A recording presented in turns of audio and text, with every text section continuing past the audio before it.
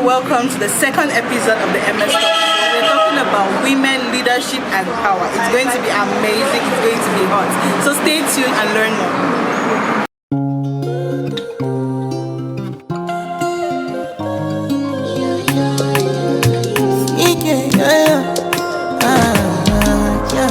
My baby, my Valentine. Yeah, now you the making my temperature rise. If you leave me a good time, I swear you are like the oxygen I need to survive. I'll be honest, loving the thought of me. I am so obsessed. I want to chop your own. Nobody dey back at this. Ladies and gentlemen, can we put our hands together for the host of this talk show? One of the daughters in whom I am well pleased. Don't mind my size nor her size, but it's a daughter in whom I'm well pleased. Until she says stop, can we put our hands together for MS? Say stop. Until she says stop. Welcome, host. Thank you. So please, another daughter in whom I'm particularly pleased. These ladies, I know them since their university days. I contributed a little bit to train them to become public speakers and debaters. They've debated on the national and the international level. And that's why I say I'm a proud father, because not only did I train them in public speaking and debate, but they can beat me on debate sessions, or they can public speak better than I am. That's what makes me a proud father.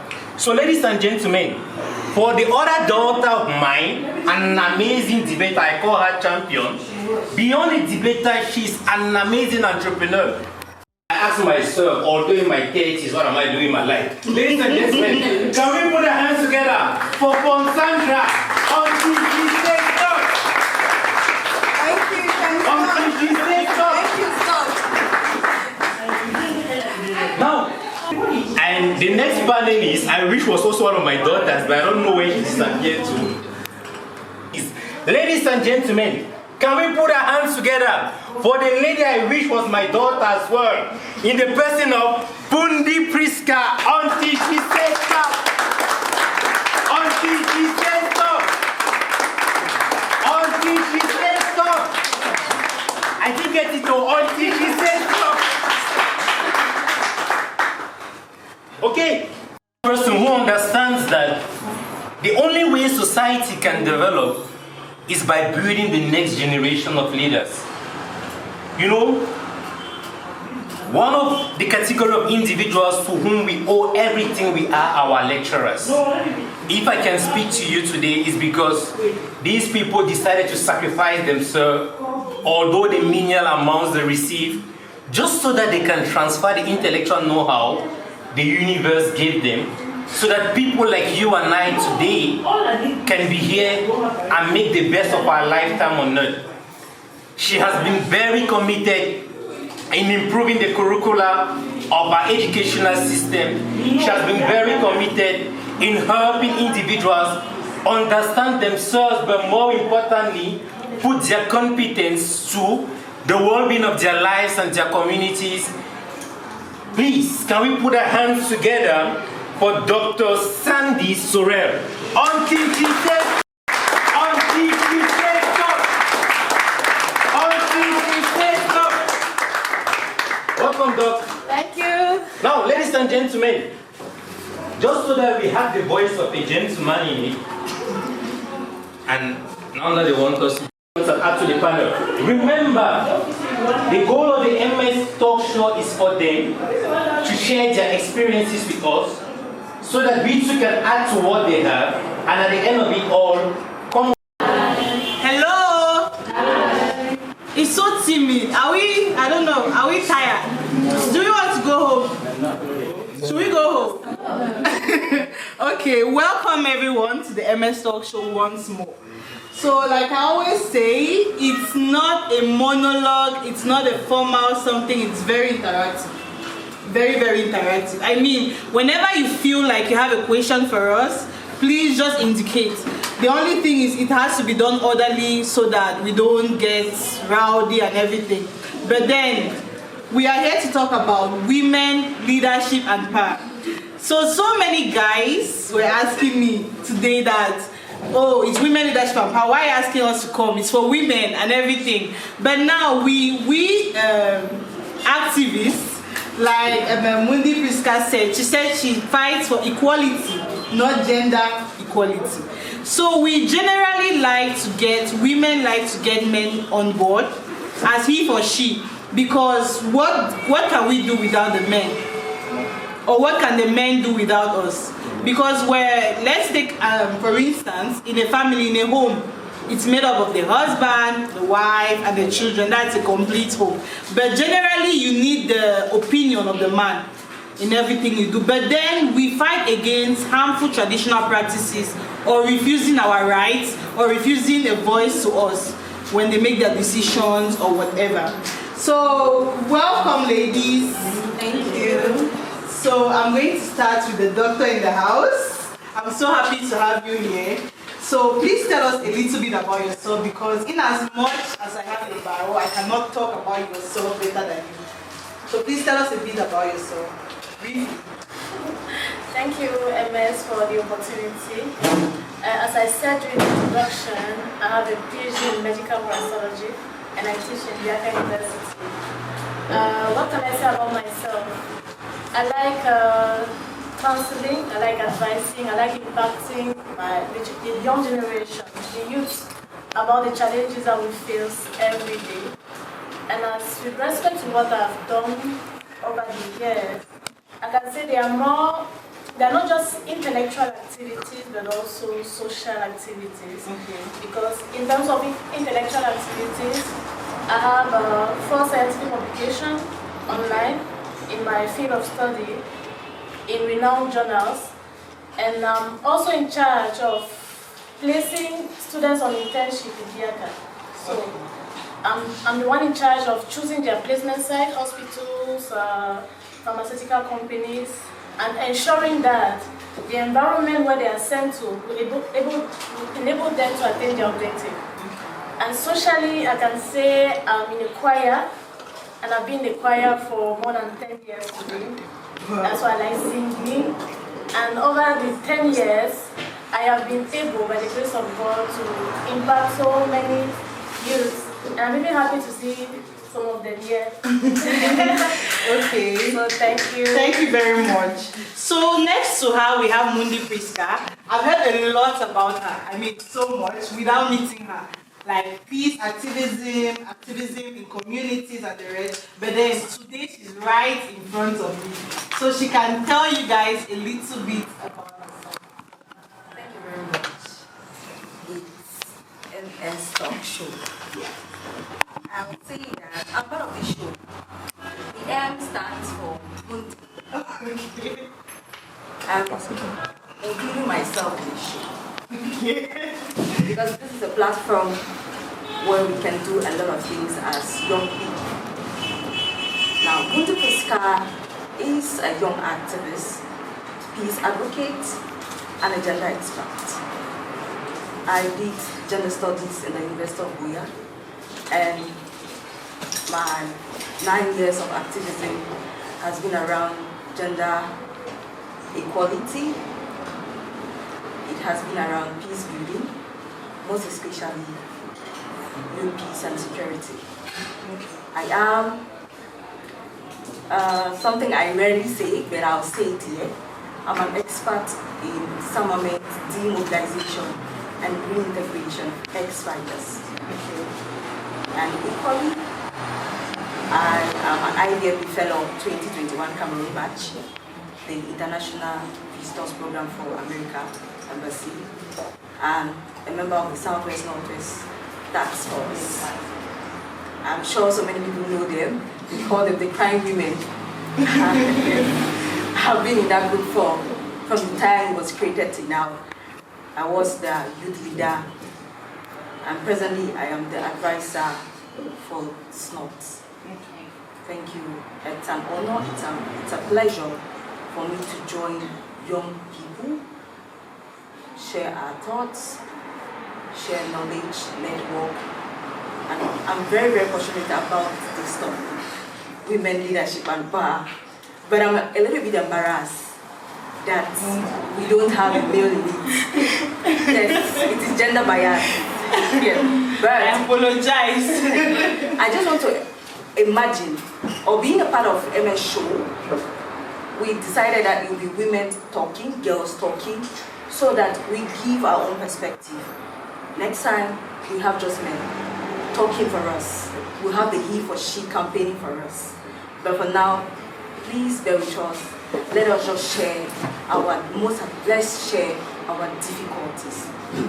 Because they say you talk for yourself better.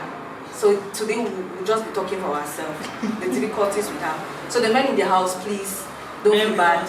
We apologize. Thank you. Okay, thank you so much. So the next person, I'll call her a hustler. Sandra can hustle for Africa. I mean, she's into baking, she's into organizing stuff, she's into debating, she's into her organization, she's into everything. I mean, if you look at Sandra's status, you're like, man, what am I doing with my life and everything? So, for Sandra will tell us a little bit about her and what she has for us today. Good morning, world. I like using good morning because I'm money-minded. Some people say being money-minded is bad, but that's my notion. We are all entitled to us. I am the recruitment officer of Youth Vision Global. I'm an entrepreneur and a baker. I think that's just me. Simple. Let's forget about what MS talk about. Okay, that is simple, huh? Simple. Great. So we are going straight into business right now. So now I'm throwing it up at anyone. It's not an interview. It's a conversation. So I throw it up and anybody can take it there. Now another person compensates, adds something, and everything. So generally, women are termed second class, in quotes. So some men can differ. You can talk later. Women are termed second class in the sense that more in the patriarchal society, she's seen in her parents' home. She's a liability, or she's under her father, and after she gets married, she's under her husband. So she's more like a commodity good that is sent from the inception right up to wherever it goes. That's what people say. I don't know. That's what people say. So what do you think about social constructs surrounding women in the African society? Well, we are specializing it in the African society because women are not treated the same everywhere. That's realistic enough. So we are focusing on the African society. How are women constructs affecting women? I like the fact you say you don't know.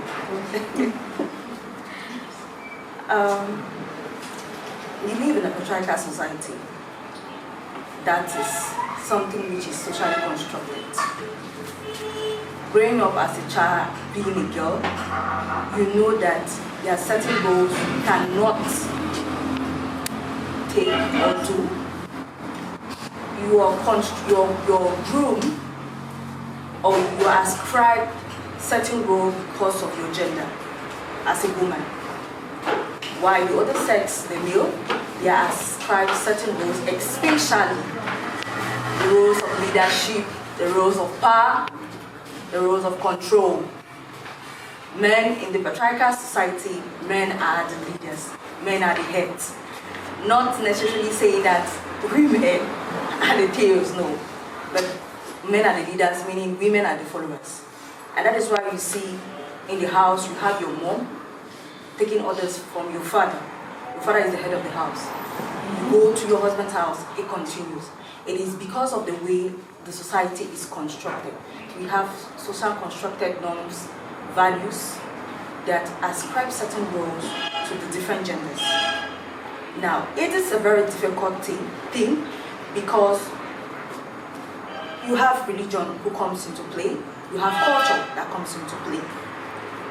Fighting against this thing, it is very, very difficult. You will not want to fight against your religion. And the culture itself is something that, to fight against culture, it's one of the most difficult things you can even ever think of.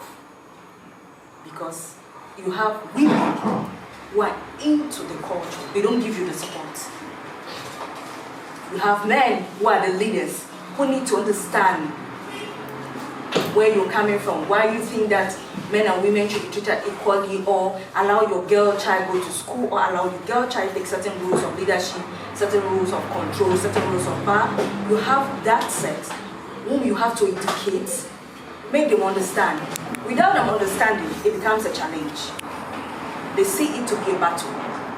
That is where you see many activists now have difficulties fighting for gender equality. Because the men who are supposed to accept it, the society men and women who are supposed to accept it, they see it to be a fight against the woman and the man. It's now of a competition. It's really, really difficult. But notwithstanding, let me say Africa has been making some major strides in terms of gender equality. It will be of interest for us to note here that gender equality, the fight against gender equality or women being subordinated, did not start in Africa. It's not true. If you read the history of the African woman, you will see that the issue of the woman staying back at home came from the Western world. They used to call it the Victoria woman. Okay. So it's something that we inherited and it's staying with us. Thank you. Thank you, Mundi. Okay, I wish to add something. Regarding to the social construct surrounding females, I think it comes to our mindset, especially our parents, the parents' mindset. Our parents have it that as a female, you have to have a particular way in which you have to do your thing. For example, it's all believed in our community that as a female, you have to be attracted to the color pink. And while as a boy, you have to be attracted to the color blue. So when the parent sees that his daughter is attracted to blue, he becomes scared. Yes, he becomes scared, like you're going out of the line. So it all evolves, it all comes together about our mindset, the parents' mindset. So if that can be eradicated, I think females will have a free way of doing their things. And thinking. Yes, and thinking as well. Thank you. Yes, that's just what I wanted to say. Our mindset, and the change comes from us. We are a new generation, and we have the goal, making sure that we do not allow our own children, ourselves included, and our own children to feel what our parents felt. And so we are the change, and it starts from our mindset. Now, you guys mentioned something which I think is really important. Most of the times when we talk about women leadership and power, it's sad, but mostly those who bring down women are women.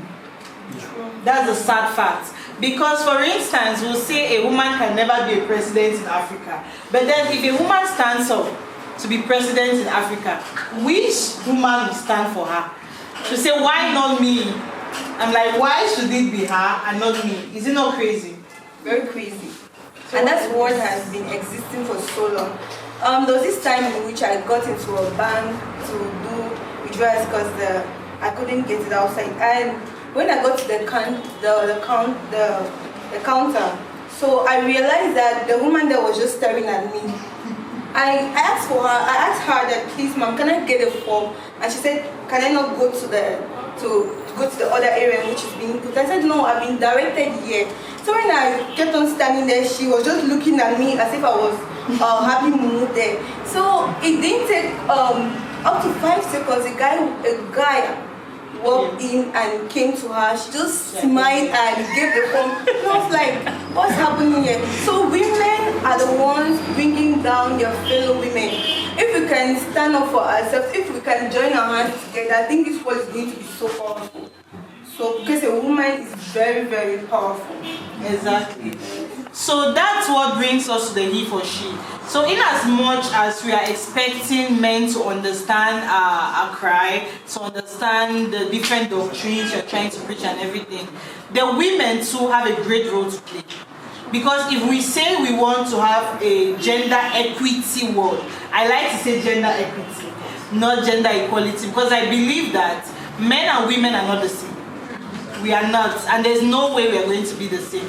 But now we should have equal opportunities to decide what we want to do. So we should not feel suppressed because we are women.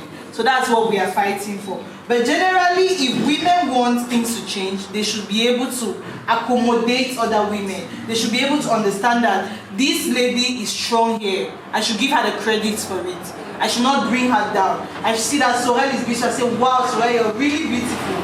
That it should be something I'm proud of, and I shouldn't say it with jealousy in my mind or anything. So the next thing is, now it's basically on your experiences individually. Which was the most difficult part of being a woman? Let me start with the doctor in the house.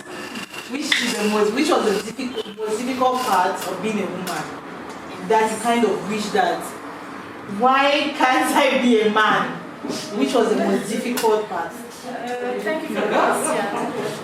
I may not have an answer for it. Why? Because here we are talking out of experience. Yes. And I've had the grace that throughout my journey, I've not really been, yes, and I'm really happy about that, because when I see what other women have gone through, it's really sad. But I respect my own experience. I've never, because what I've wished for, I always fight for it and I get it. Amen. And that's why, as I'm standing here, as a doctor who have gone through the PhD journey, I count the number of women in science who have done that, and I'm proud of it. So I will not be able to answer that question, because from my own experience, I've not really been marginalized. Yes. Okay, thank you. Ms. Mundi? Thank you. I've not really had a situation where I am, let me say, marginalized. Let me say, scrubbed to the floor. I've not really had that kind of situation. Because first of all, I'm a go-getter. We have go-getters in front here, please. First of all, I'm a go-getter. And I prove my worth by doing what I know I can do and what I want. But in my activism career, I've seen a lot of challenges that women go through. Sometimes I put myself in their shoes and I wish I was a man, because you cannot really help them because you're a woman. No matter what you say, you and them are the same. But I think if it was a woman in that space talking, a man rather, it should have been different. One little experience I got one time, but I didn't take it to be because of my gender, because I did iron that issue, and I'm sure the man learned a lesson. Was I was traveling at 12 p.m. I left Boya around 10, going to Douala, and I had to be in Yaoundé the next day in the morning. So I took a bus around 12. And the seat in the bus, I already paid. And you know how these buses around the road, how they behave. Sometimes when you pay your ticket, the moment you just step down, the park man guy will just take money from another person, sell another ticket to that person. So the guy was a man, I was a woman. So when he did that, I noticed it and I sat quiet. When I came now, the guy was really sitting. I said, excuse me, this is my seat. He said no. And when I was talking, I said, please, can I sit? Very politely. And he was like, oh, why are you talking too much? You these women, now so on a day. Now I was what? No, you cannot say that. Let's do justice to each other. Let's not argue. This is the ticket I paid. So when the guy came and he was saying that, oh, no, I was distracted. It's not like the bus was full. It was not full. I was distracted and I didn't understand. So what I noticed that the key of the bus was there. I just quietly left and I went as if I was going the other way, and I removed the key. And I told him that because I am a woman, we are crazy. We do crazy things. We don't cook food in the house. Close the door for our husbands. This key, either I will swallow this key or throw it and all of us will travel. That is what women do. They go crazy when they are not treated fairly. They are not given justice for what they deserve. And the gentleman was, okay, madam, sorry for the statement. Let's not waste time. Please, okay, come, let's manage and see. And we sat there freely, discussed, and it was okay. But I didn't mean I left it I'm sure other women coming that day should have experienced it, but so far so good. It has been a wonderful ride because the men we work with, they are really, really, really, really collaborative. Yes, thank you. Thank you. Thank you very much. I think to me, it's being seen as a sexual object. I've noticed in so many instances where I go to deliver my cake or I go to hand some stuff somewhere, because I do sell as well, I sell dresses, like MS Stop that I'm a hustler, that's true.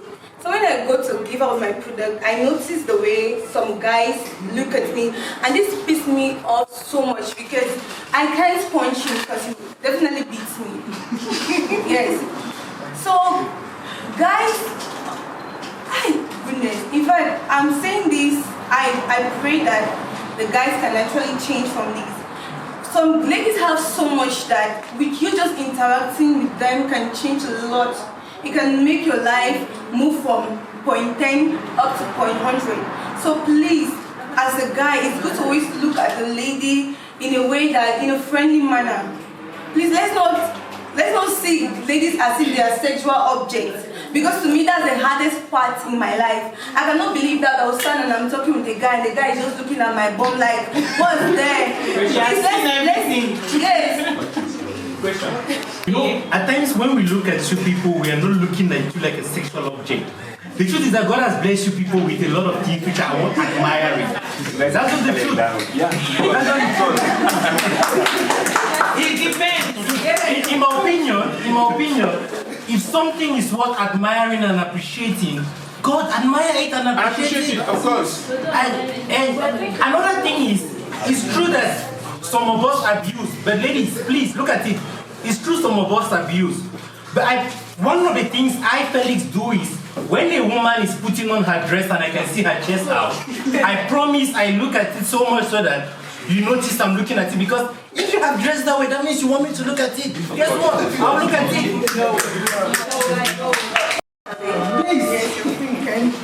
I like the fact you said, you made the comment that looking at it does not abusive, right? What she's saying is not saying you should not admire her. No, we girls do, or we women do admire boys. We admire people a lot. We do. Thank you. But not necessarily doing it. Do you know there are ways you look at somebody and you're sexually abusing that person? Yes. And it's very irritating? Yes. And me putting on the dress with my breast out and you're looking at it, admire my breast, it's okay. There are boys who wear slingers and you admire their six-pack showing on their t-shirt. It's cool. But let me tell you what, not necessarily abusing that person. You see somebody looking at you, almost touching you, or cleaning their tongues on their lips, and I don't know. You get it. I want to ask you a question. If you leave your house open, does it mean that a thief should come in? No. Please, does it mean that a thief should come in? Yes. Meaning, if you want to admire somebody, be a gentleman. Not necessarily abusing that person. Because there are guys who wouldn't go to the extent of touching your butt or touching your breast. We have seen that a lot of times. Because normally, like our other brother said, I think it's a blessing to have somebody admire you. I believe there are a lot of girls in schools, in the society, who feel so timid because they are not confident in themselves. I think it's a blessing. And on your part, Grancy, by you removing the key, I felt the type. Because if I were the one, I prefer you go to those who are in charge to report, because you don't know who is in that car. And some of us men who are, let's say we are educated, we know very well sometimes they violate your right. And if I was there as a man too, I would feel like you violated my right. You know, you removing the car because somehow the key car, you consider yourself more without making you, I'm not making you feel guilty. Yeah, you consider yourself more, you would have gone to the administration to report it. Okay, my third and final point. Dear women, stop always making yourself feel guilty. We as Africans, we have our ways. I always say it, especially some of the women who are educated. Sometimes I feel like we are taking this thing too serious. You know, when we come like that, I believe we should create a platform where men can feel like we belong. You know, from what you're saying, actually, if I see you on the way, I'll feel the type to tell you look so beautiful. No, I'm just saying it from the way I raised. Oh, guys, are we on the same point? Yeah, because for me, usually I'm so open. If I get close to a woman, I want to make you feel comfortable. Every woman likes to hear me say, like a guy to say you look so beautiful. I like the way you smile. And probably why should I not say you have a beautiful breast? We are just saying it. So that's my point of view. I don't know how you proceed. Thank you so much for giving me. Come back to the issue of you moving the car key. You men, you like to play the issue of the victim a lot. When my seat was taken, the question you should be asking, did any man come to defend me? That was the question you're supposed to ask. Not that I was violating people's right. I had a right to remove that key because my right was, I was paid and I was staying justly, but nobody defended me. The few people who defended me, all of them, they were insulted. I cannot want to justify, give justice to myself, being polite to you, telling you I already paid for this seat and I was sitting there, I just went down to get something. And you start insulting me and you're generalizing and insulting other women. My dear, you're not doing justice to the other women. That you're insulting and say that is how you women are. So me too, I just want to treat you and make you understand that we women, when we go mad, these are the kind of things we do. We'll remove the car key so that every other person feel the pain we feel. Now, I did that so that the driver can come and resolve that, because you know how those buses on the roads are, right? You don't have let's say the counter where you go and pay your ticket. You just pay to these people. And when I did that, luckily enough, the driver came. I gave him the key and he settled it, and I sat there quiet. I will not necessarily be hostile. No. If you're fighting for justice, you're not hostile. If you want peace, if you want justice, you do it the right way. Right? That was the only way I could draw attention from the authority.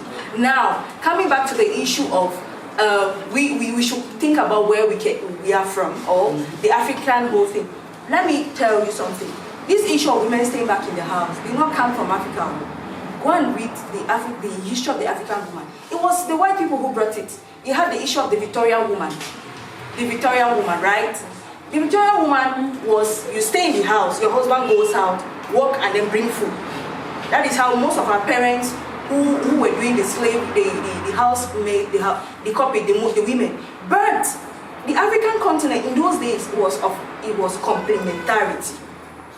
If you're tilling, I'm watching. If you're planting, I'm helping. So it was helping her. Maybe those of us activists, fighting for gender equality, gender equity, however we return it, maybe our approaches are wrong. That is why some men like you see to want to challenge. No, we are trying to make people understand that it should be complementarity. Hold my hand and hold your own. Let's work together. It's an issue of working together. And let me tell you something. You cannot say, I like your breast looks sexy, and you don't want a woman to feel offended. You don't want a woman to feel offended. Mind you, people have different way of receiving things. You will say that to somebody and the person will not be offended. But once that person is offended, please apologize. I think if you just apologize and not necessarily creating the same or continue, it will help. But let me tell you something. If a girl tells a man, oh, you have a very nice dick, you see that lady to be a deviant. How dare you say that? You're very, it becomes an issue. So you see what she was talking about, right? It's an issue of mindset. And the way you look at her. It's an issue of mindset. If now, I bet you, just looking at this guy and say, wow, I can imagine the way your fingers are, I imagine how your dick is long. You see that's about crazy, right? And if a guy says it, it will be different. So it's an issue of mindset. Yes. Maybe because the women feel offended, you know that a woman's body, being the way it is, she feels intimidated when people make fun of her body. Right. So maybe we should mind the way, or let me not say maybe, we should mind the way we talk to people and how we make fun about people's body, people's looks. Yeah. And please, when a woman dresses sexily does not mean she can be easily taken to bed. Please, let's try to erase that mindset some of us guys have. You guys have. So please, when a woman dresses nice and her breasts are out, does not mean you can easily hold her hand and say, oh, your place is the bed. Just one line, let's start doing. No, this is wrong, please.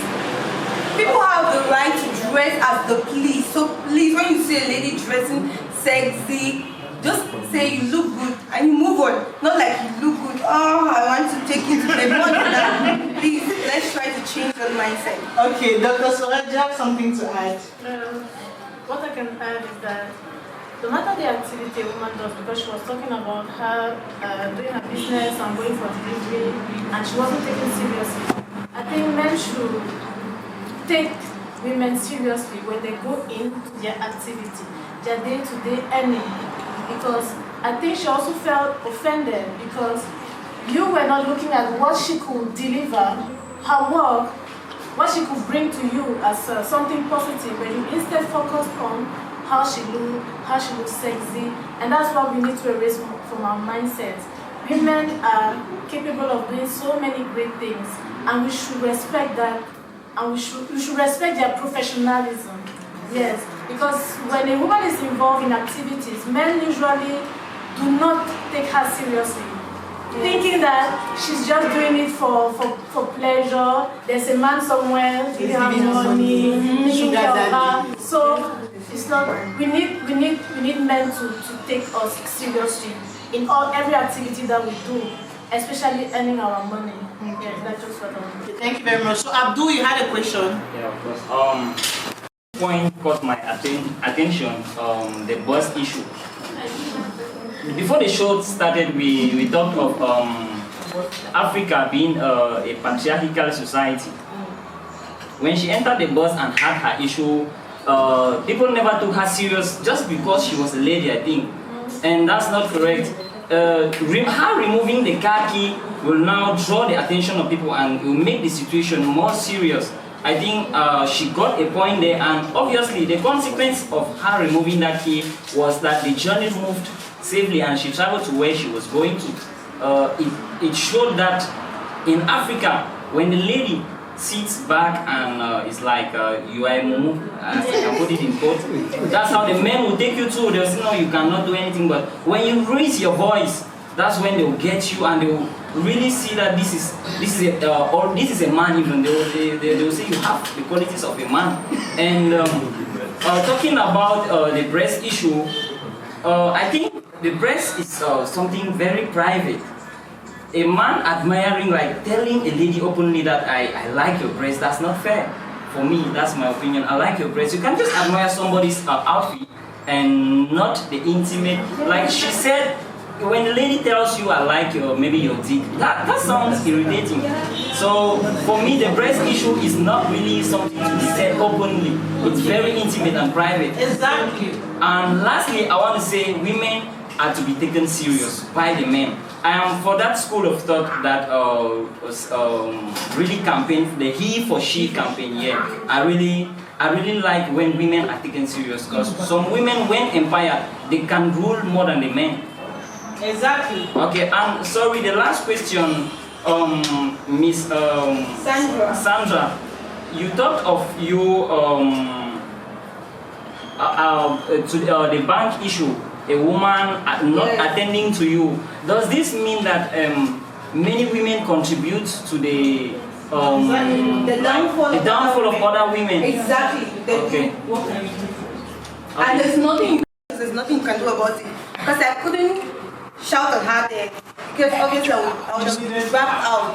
So I just had to hold my grip and watch her give the paper to the man and wait for my turn, but my turn never came, so I had to walk out.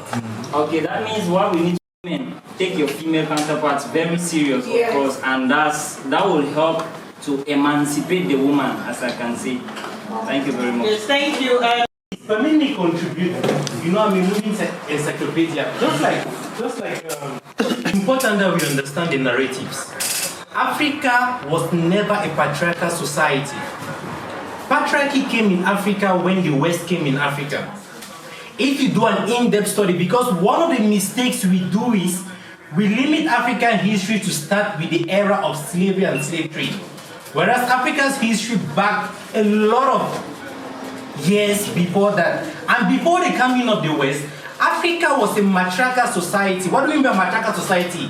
A female dominant society, whereby at the heart of every African society or culture was the woman. In Africa, we believe that God on earth is the woman. Like I said here last time, the only creature that can carry life and bring life on earth, only two creatures can do that: the universe and the woman.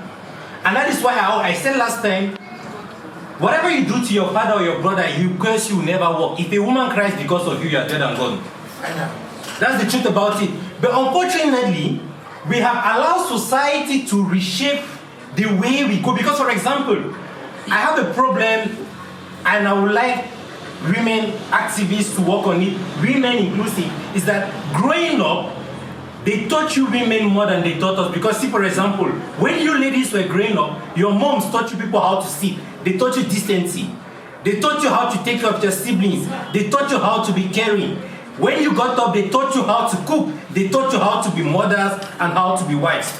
The only thing they taught us was, when I did something, they would tell me, don't beat your sister, she's not your wife.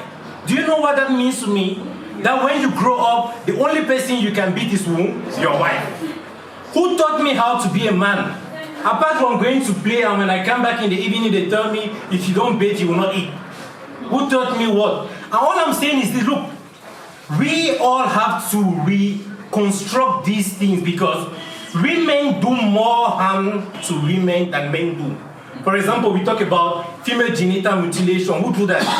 Women, right? We talk about breast ironing. Who are those who do it?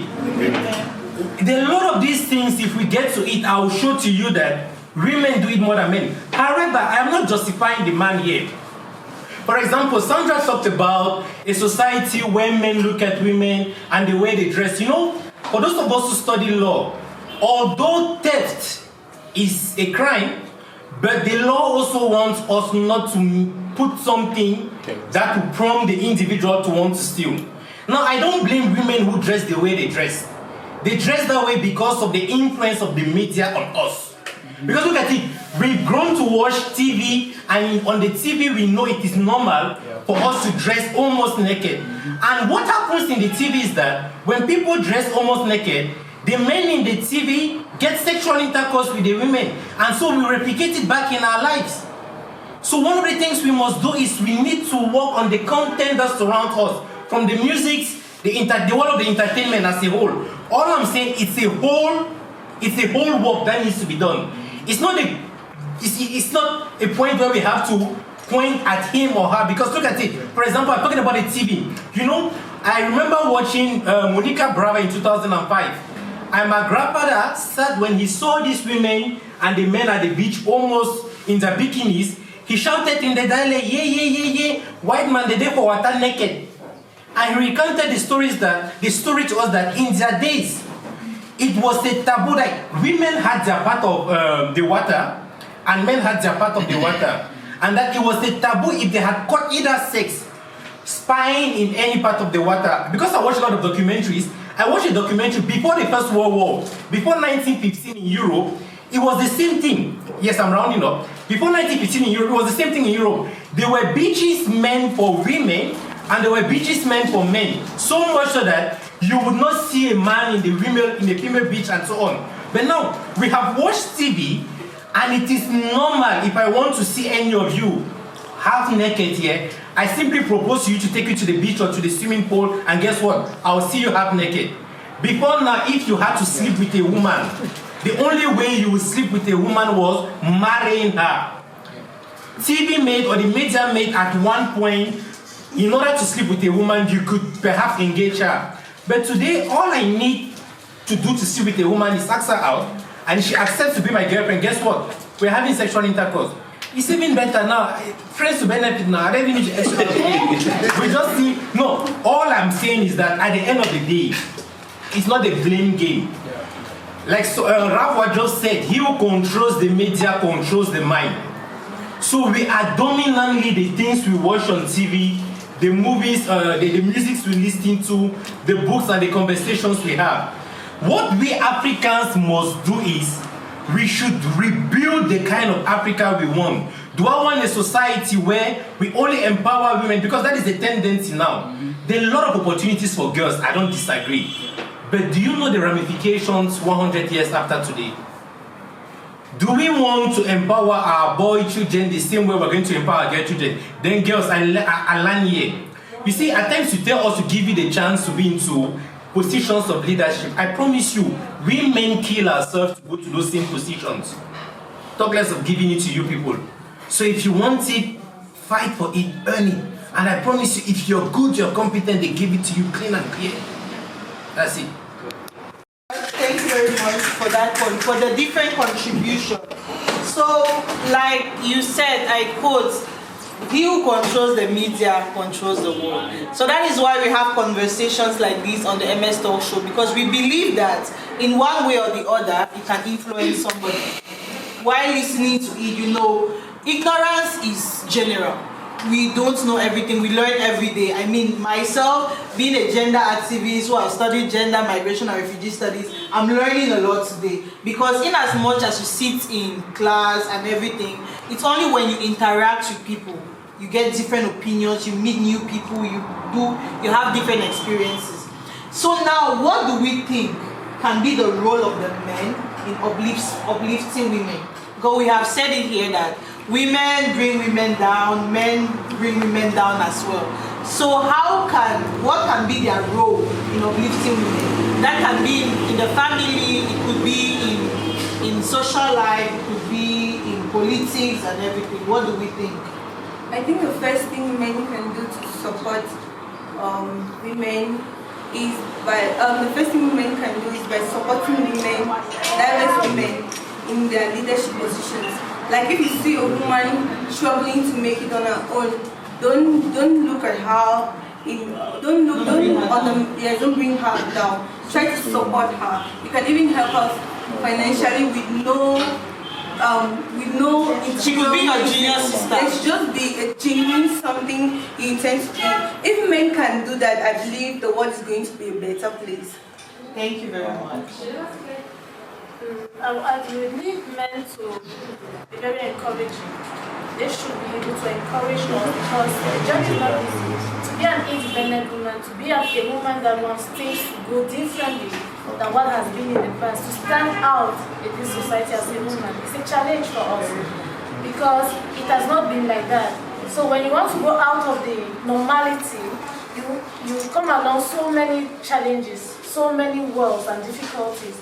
And we need men who have that experience to encourage us, to motivate us, and be there to assist. Because if a man is trying to compete with a woman, it's going to be more difficult for the woman to stand out and be proud of what she has done from where she started and to where she is now. So the men, with the fact that, as our brother was saying, with the fact that they have been taught to go and fight for their future families, to be independent, to be responsible, I think they have an edge over us with respect to the fact that our mothers instead were teaching us how to be good wives, good mothers, and they didn't teach us how to stand out in the society as courageous, responsible women. So men with that advantage should not look at us as we are not competing. We are supposed to hold our hands so we can meet up the task of this new century women. And I think at the end of the day, all the men should be very proud when a woman has achieved all those, all those things. From my personal experience, when I started teaching in Biaka, I noticed that most of the administrators were women. Were men. And the only main administrator, the head of it, was a woman. That is Dr. Bianca, if I can cite her name. She's the main, she's the vice chancellor. And as I was teaching, I was doing my work. And what I like about myself is that when I put my objectives in place, I make sure that I do everything to attain them, no matter the challenges. So one of my colleagues who was the person in charge of internship, because that administrative position is not an easy one. You need to be dedicated, you need to be disciplined, you need to anticipate a lot of things. They don't even give you space to be sick. Menstrual pain, I'm not feeling fine for 3 days, I cannot go to work. No. You need to be there to deliver the work you are supposed to do. And so when my colleague said, he's seen in me a woman who can hold that type of position, because I am disciplined, I am determined, and I know what I want. I was shocked at first, but he saw that in me. So that for me, that's what I expect a man should do. To see the good in the woman and encourage her. And give her the opportunity. So he did that, and I discovered myself in that position doing extraordinary things I couldn't think I could do, because I had the motivation of a man who was ahead, who had the experience, the responsibility, and saw in me that I could do that even better than him. If in this society men could do that, then we have solved a big problem. Thank you very much, Professor. Shall I go? Yes. Okay, thank you very much. The topic today is women leadership and power. Coming back to what he said, that women should know their worth and create their spaces even when there are no spaces available for them. There is a saying that if they don't give you a chair as a woman, take your kitchen chair to the ground, create your own space at the table. Now, creating the space at the table, you're not fighting. You're proving your worth. You're showing them that you can do this thing. Creating the space, you're giving them, fulfilling expectation, giving them your all. And I think that when you do that, people get to understand the role you can play, the support you can give, the value you have. Now, what men can do when it comes to women leadership and power? First of all, they need to trust. Men need to trust the women they put in decision-making positions. Trust them. Don't put women there because you just want to have a gender balance administration or whatever. Put them there because you trust them, you believe in them, they are competent. You need to trust that these people will be able to deliver. Trusting them, you're giving them the space, the opportunity for them to be able to prove themselves. And we need to complement each other. Men should be able to complement women. They need to understand that we have biological differences.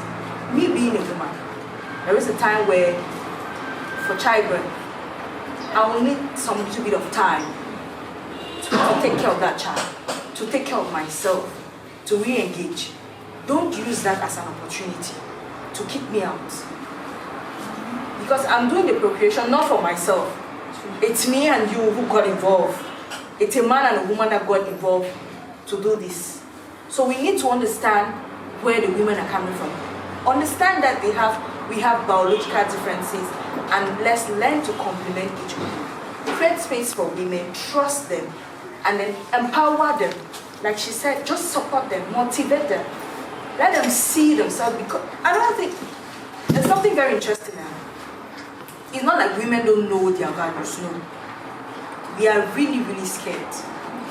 We are very, very scared. Because at one point, even if you're a bulldozer, even if you're a man in a woman's form, whatever you call it, but let me tell you, you're very conscious of the society you are involved in. You don't want to go the extra mile and people say, oh, this one no married. This one like they cannot have children. You always have this guilt, you're conscious. But when you have somebody, a man supporting you and saying, you can do this, you're good. Trust me, you're giving in your all and you're going.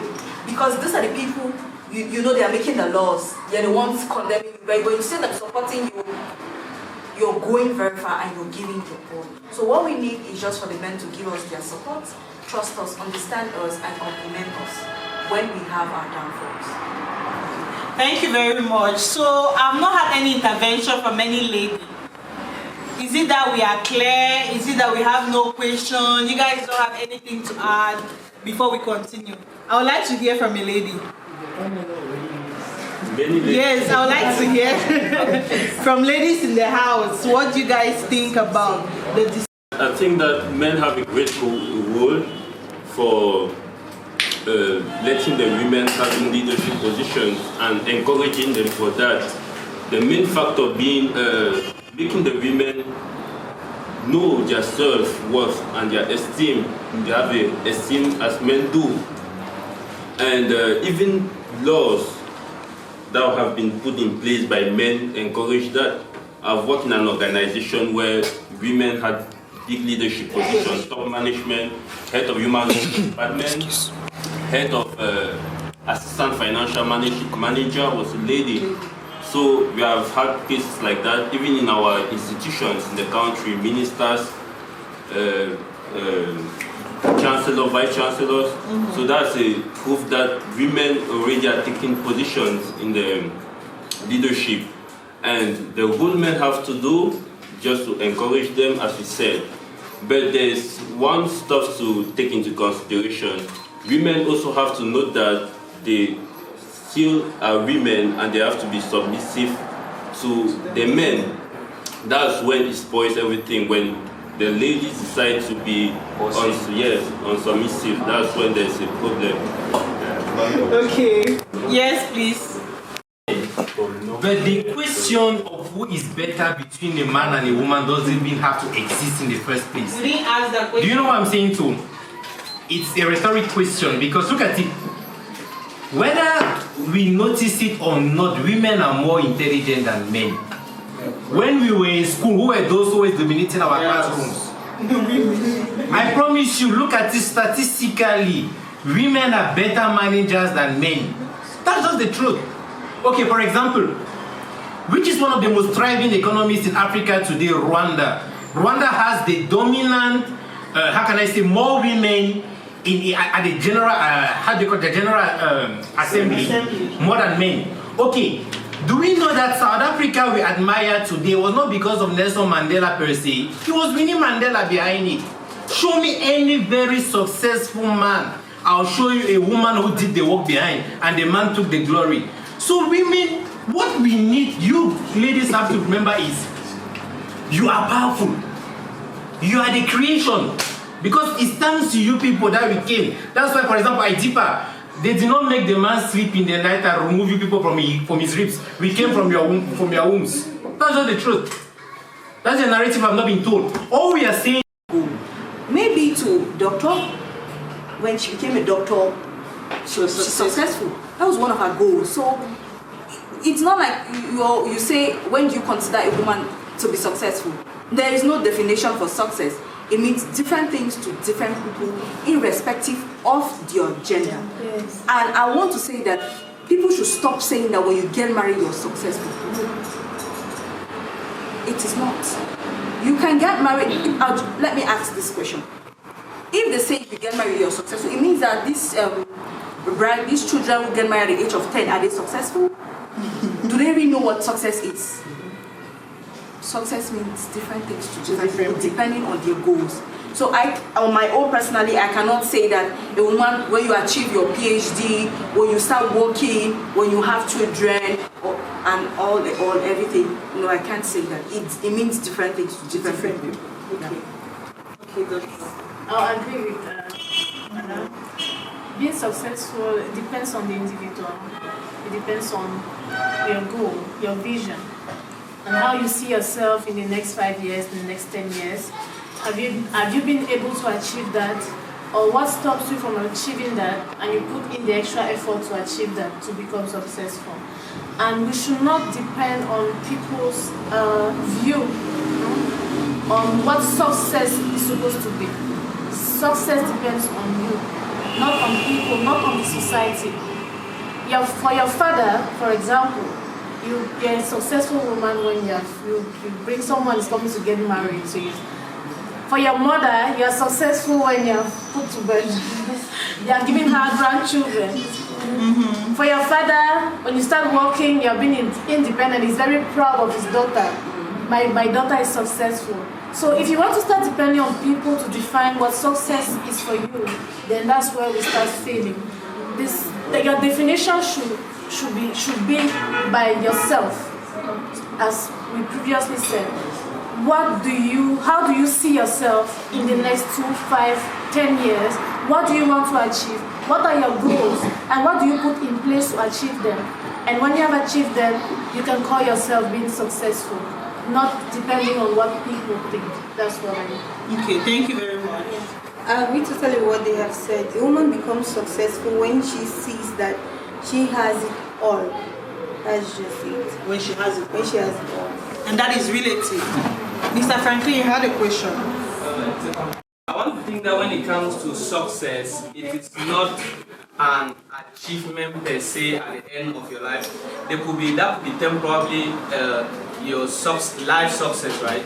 But now I think success is something that it's milestones along the way. I mean, in the life of a woman, they are supposed to have multiple successes.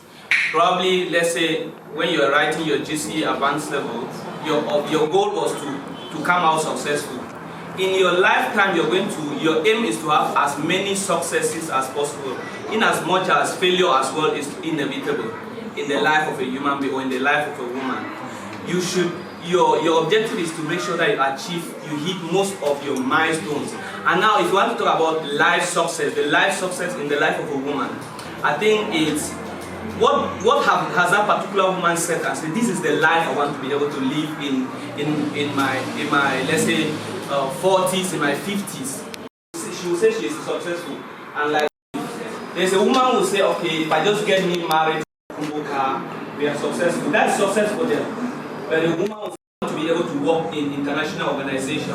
I want to be able to be a lecturer in the university. They are prime in their own lives. Alright, so any other person? Okay. Ourselves, because the way the society has shaped us, we get to develop our belief systems at a younger age. So my encouragement to every girl is make sure you get to that level of belief. Thank you. Very much. So talking about leadership, like Mr. Felix said earlier, women have a big role to play because men growing up, who raises the men? The women. So their fathers generally are not in the house. Either they are out looking for money. So women are the one who raise the men. So who has power over the men when they are small? I think that the women. Because based on the upbringing you give to your child, that's what is going to reflect while growing up. Most cases. Now there are exceptions to every case, like I always say, but most cases, the way some men react is based on the relationship they had with their mothers or with their aunties or the people around them. So we are the ones to make the change we wish to see. So now we are already at the end. Now it's true that we have so much to talk about. I mean, we can get the numbers. They are here, they are at your disposal. They can always give you their numbers. If you have any questions, ask them. But I would like to get your take-home message for the audience. It could be based on this topic. It could be based on the way they interact with women or other people on their daily basis. What is your take-home message for them?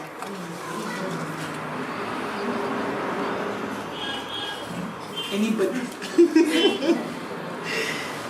I would like to tell everybody that value is something you should never let go of. Always have it deep down. Always value yourself. When you do that, you tend to bypass any judgment that comes your way. You tend to achieve everything you've set in place to achieve. That's if you value yourself.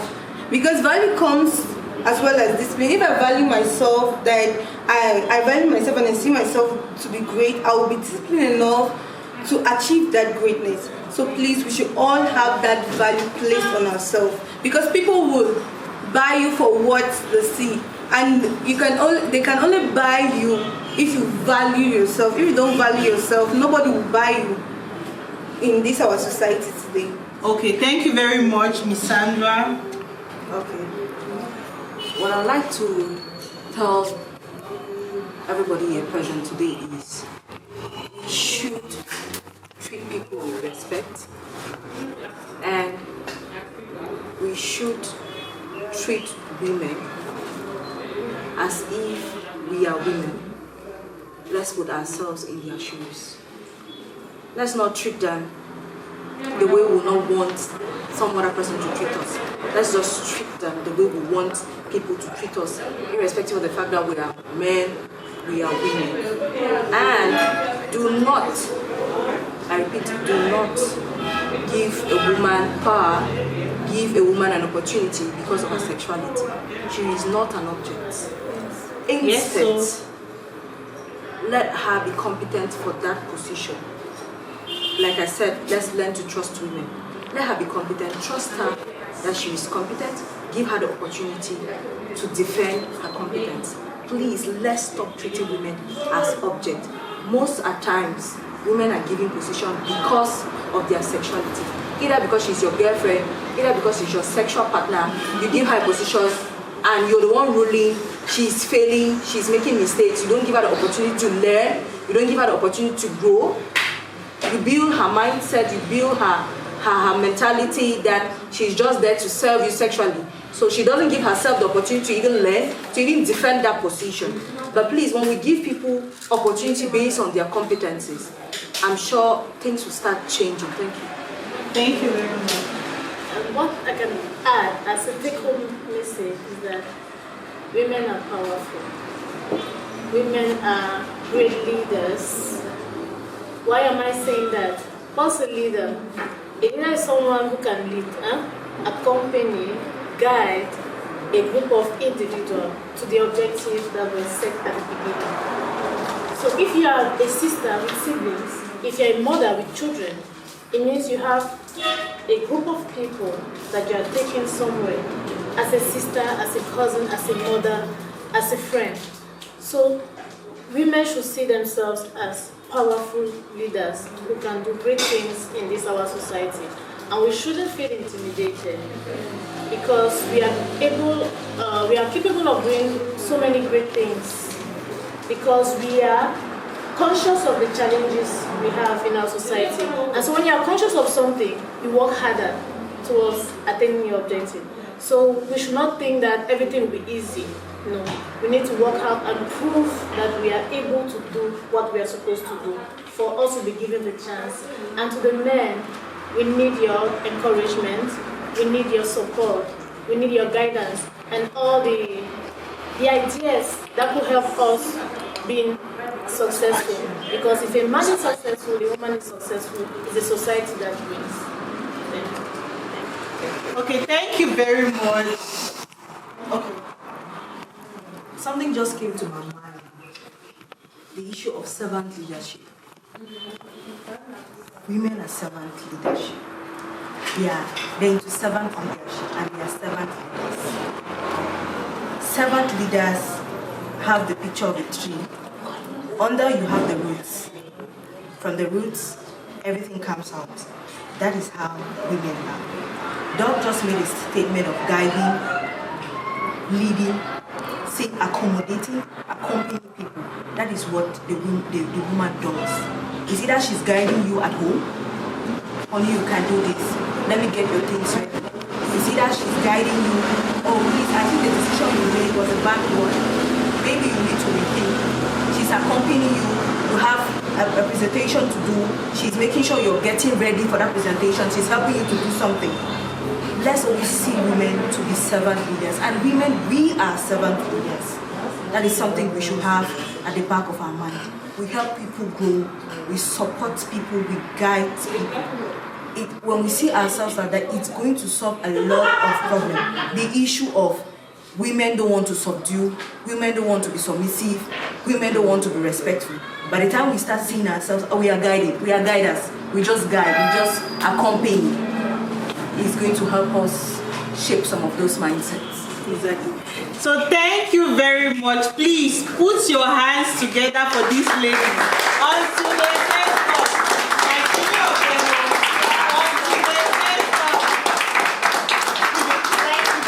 Thank you for watching this episode of the MS Talk Show. Hope you enjoyed it. So see you next time for another amazing session.